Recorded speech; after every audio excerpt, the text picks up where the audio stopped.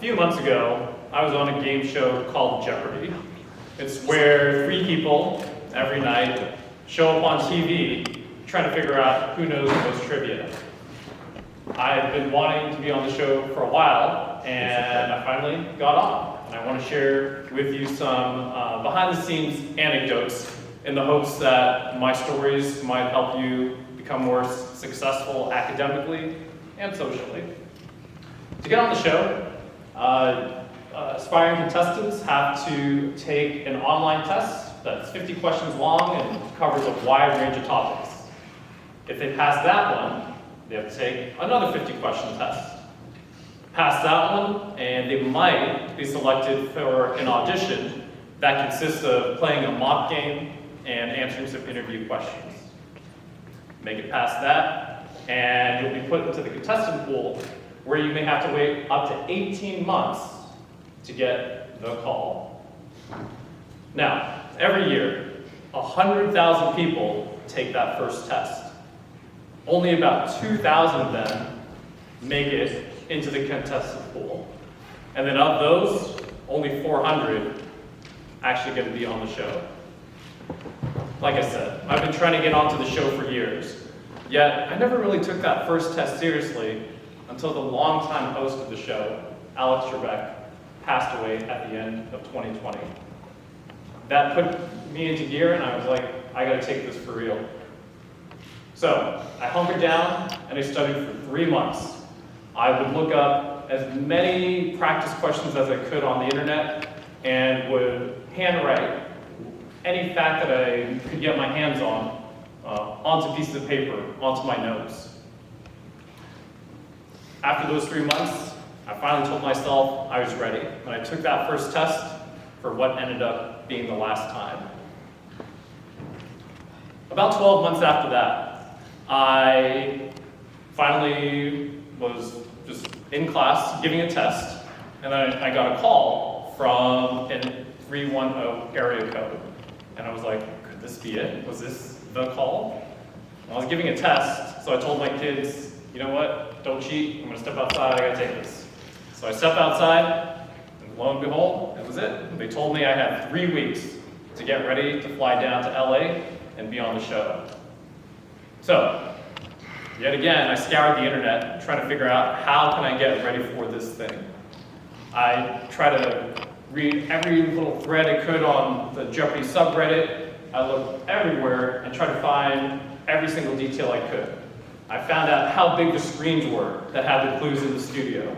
I found an estimate for how far contestants were going to be from those screens, and then using math that you all know, I was able to figure out that to simulate that size, I would have to put my laptop screen 11 feet away to figure out how big the clues would be.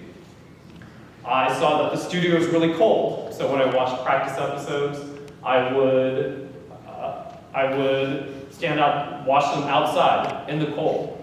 To simulate using the buzzer, I found a toilet paper spindle and used that as my fake buzzer, and I'm fake buzzing along whenever I was watching.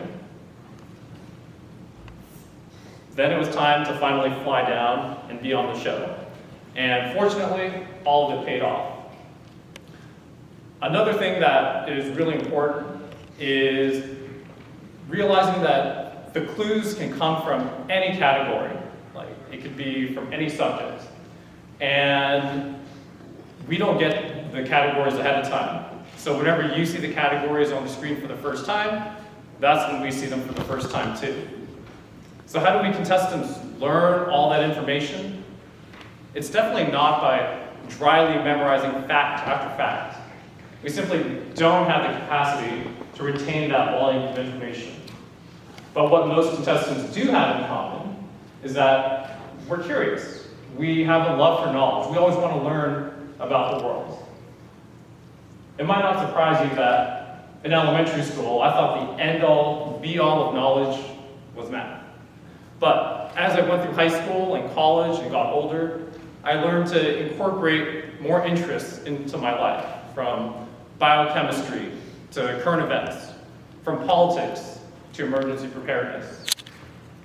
Even a year ago, I thought anytime there was a Final Jeopardy clue that I just didn't know, I thought, no one has to know that, it's trivial. But I forced myself to realize if that fact was important to somebody, I should make it important to me too. So one of my take-home messages to you is to break free from any mold that you think you find yourself in. If you want to become an engineer, broaden your interests and take an art history class. If you shied away from STEM classes here at Pally, give those fields another shot, maybe when you're in college or grad school.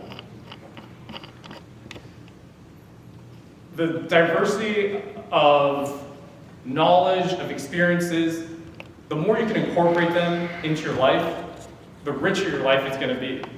And these will help you, say if you're at a job interview, the more that you can show your interviewer that you know a diverse set of facts, the more that likely you're going to get hired. Or the more you know, the richer your conversation will be on first dates and the fewer awkward moments you're going to have. All right, so I finally fly down and it's time to tape. I walk into the studio that I've seen on TV for decades and I am awestruck.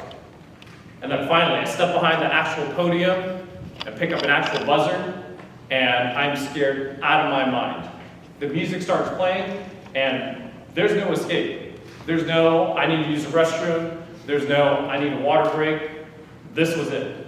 And so I had to find some way to suppress my fear, my anxiety, all that stress. I had to find a way around it. Fortunately, I prepared. I had watched dozens of games in realistic conditions, outside, in the cold, in a suit, toilet paper spindle in hand. I had a plan. But of course, things don't always go according to plan. The returning champ, early in the game, calls up the fourth clue out of 60. And here it comes up, and we need to identify this rapper from Queens. And I'm like, oh, I know this one. I've been bumping his hits since I was in high school. So I'm ready. The host finishes reading, I buzz in, and fortunately it's my first time to actually give a response. So I say, what's 50 cents? And the host is like, oh, you got it. And I'm like, yay, for like half a second. Because you didn't see that on TV. What happened was, to my left, no fewer than 3 people from the judges' table yell out, no! And then the taping stops, and my heart sinks, because I know exactly what I did wrong. I added an extra S. So we have to retape the whole thing, and then what you did see on TV is me probably giving away the correct response if my competitors didn't know what it was yet. I could have let that moment replay in my mind. I could have dwelled on it for the rest of the game. But I decided there were 57 clues left, and we had a game to play.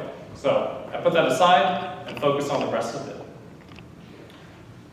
Another difficult moment was late in that game when I finally drew a daily double.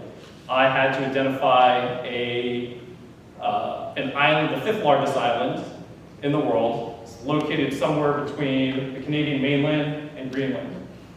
And so when I studied, I didn't just try to look at a map and memorize things on there.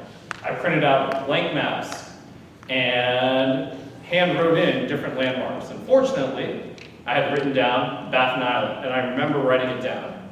So I clutched it, took the lead, and ended up winning the game. My hope is that you take this experience and realize whenever you're taking a test or you're giving a presentation, I understand that you feel anxious, it's stressful, but I want you to realize everyone goes through that, even us up here right now talking to you. And so try to use our experiences to realize it's going to be okay, and you're going to get through it. And who knows, maybe you'll be the next Viking to compete on national TV. Thank you.